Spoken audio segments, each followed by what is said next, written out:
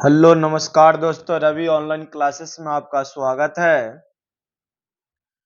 आज हम लोग देखेंगे 10th क्लास संस्कृत मंगलम पाठ के सब्जेक्टिव क्वेश्चन, जिसमें पहला क्वेश्चन है सत्य का मुंह किस पात्र से ढका हुआ है। सत्य का मुंह किस पात्र से ढका हुआ है? तो उत्तर होगा सत्य का मुंह हिरण्मय पात्र से ढका हुआ है। सत्य का मुंह हिरण्मय पात्र से ढका हुआ है। सत्य का मुंह किस पात्र से ढका हुआ है? तो हिरण्मय पात्र से ढका हुआ है। प्रश्न नंबर 2 देखिएगा, नदियां क्या छोड़कर समुद्र में मिलती है? नदियां क्या छोड़कर समुद्र में मिलती है? तो उत्तर नदियां अपने नाम और रूप को छोड़कर समुद्र में मिलती है।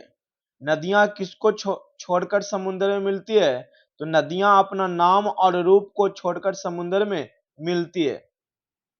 क्वेश्चन नंबर 3 देखिएगा, मंगलम पाठ के आधार पर सत्य की महत्ता पर प्रकाश डालें। मंगलम पाठ के आधार पर सत्य की महत्ता पर प्रकाश डालें। मंगलम पाठ में महर्षि वेदव्यास वेदव्यास सत्य की महत्ता का वर्णन करते हुए कहते हैं कि हमेशा सत्य की जीत होती है। जीत किसकी होती है बाबू? तो हमेशा सत्य की जीत होती है, असत्य की नहीं। असत्य की जीत नहीं होती है। सत्य से ही देवलोक का रास्ता प्रशस्त खुलता है। सत्य से ही देवलोक का रास्ता प्रशस्त यानी खुलता है। ऋषिगण देवलोक को प्राप्त करने के लिए सत्य का ही मार्ग अपनाते हैं।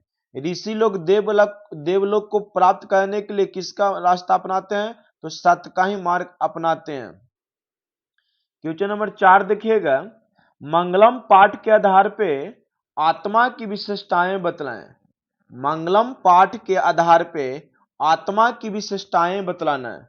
मंगलम पाठ में संकलित कठोपनिषद के मंत्र में महर्षि वेद व्यास कहते हैं कि प्राणियों के हृदय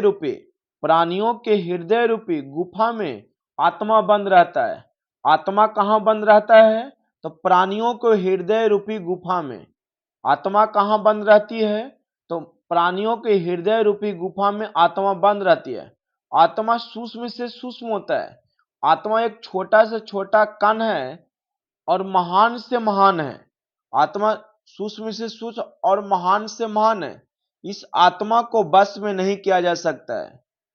आत्मा की विशेषता है, आत्मा प्राणियों के हृदय रूपी गुफा में बंद है।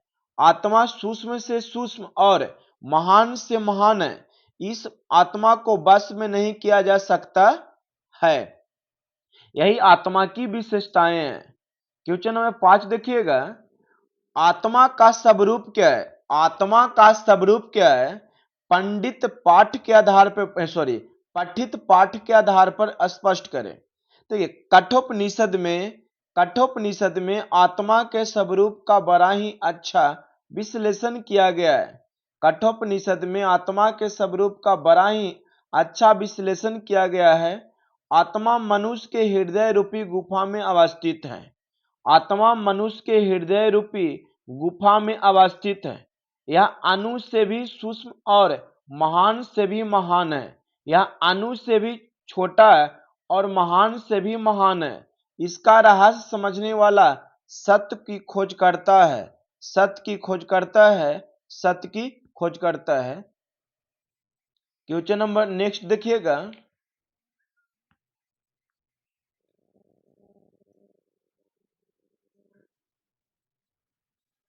छठा नंबर क्वेश्चन है, महान लोग संसार रूपी सागर को कैसे प्राप्त करते हैं? जो महान लोग हैं इस संसार रूपी सागर को कैसे प्राप्त करते हैं? इतना बड़ा संस्कार को कैसे प्राप्त कर लेते हैं, कैसे बस में कर लेते हैं?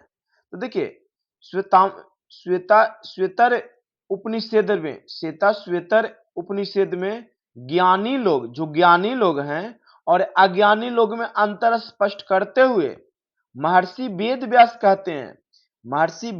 कहते हैं कि ईश्वर ही प्रकाश का पुंज है। ईश्वर ही प्रकाश का पुंज है। भाव दर्शन से इस सारा संस्कार अलोकित होता है। ज्ञानी लोग उस ईश्वर को जानकर सांसारिक विषय जैसे मोह माया से मुक्ति पाते हैं। इसके अलावा दूसरा कोई रास्ता नहीं है। संसार को प्राप्ति करने के लिए भय दर्शन को सारा संस्कार को आलोकित होता है। ज्ञानी लोग उस ईश्वर को जानकर संस्कारिक विषय जैसे मोह माया से मुक्ति पाते हैं। इसके अलावा दूसरा कोई रास्ता नहीं है। क्वेश्चन नंबर 7 देखिएगा, विद्वान पुरुष ब्रह्मा को किस प्रकार प्राप्त करते हैं? विद्वान पुरुष ब्रह्मा को किस प्रकार प्राप्त कर लेते हैं, अपनी बस में करते हैं? तो मुंडकोपनिषद में विद्वान पुरुष की चर्चा मुंडकोपनिषद में महर्षि वेद व्यास का कहना है कि जिस प्रकार बहती नदियां अपना नाम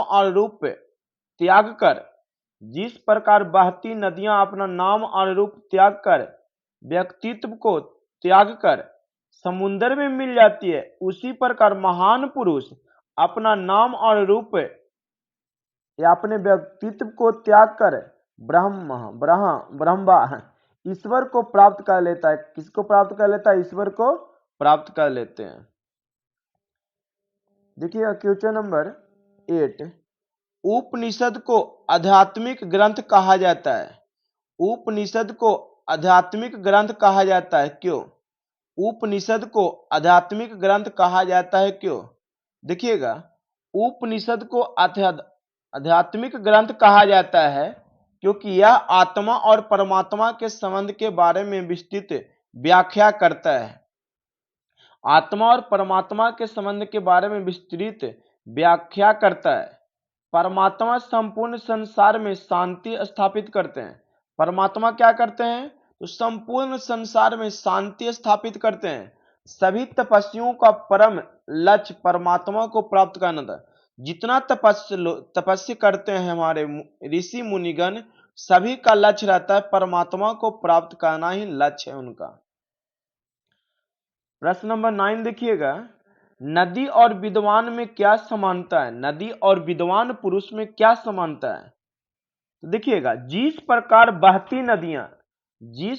बहती नदियां अपने नाम और रूप को त्याग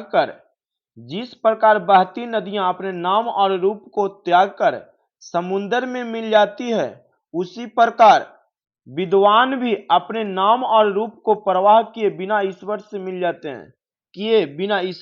जाते हैं।